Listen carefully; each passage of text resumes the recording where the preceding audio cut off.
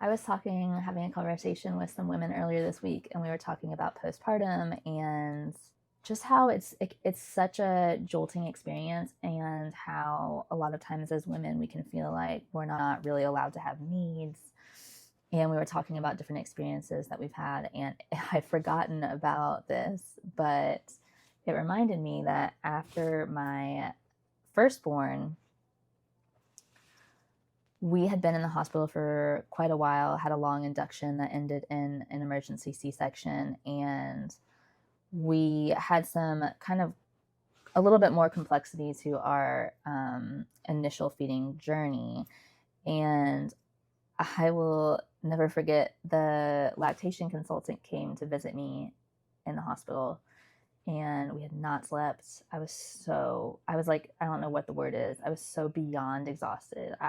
She came and she was teaching me how to pump and how to do triple feeds and how to pump and cleaning the pump parts and like all of this stuff. And I just remember sitting there, and it was one of those moments where I could not even keep my eyes open. She had to have seen me. It was like one of those where you're like falling forward and your like eyes are bleary and you can't even think straight. And it just never occurred to me that I could be like, I'm so tired. Could you come back in just a little bit after we get a little bit of rest?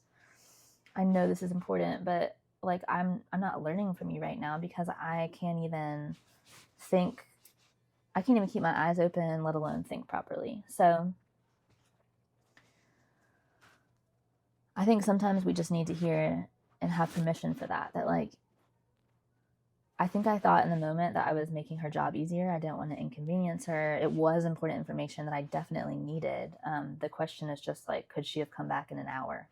Just a reminder, as a new mom, as a new dad, you're allowed to have needs. You're allowed to ask for someone to come back later. You're allowed to ask for a break. You're allowed to ask for no visitors for that day, etc.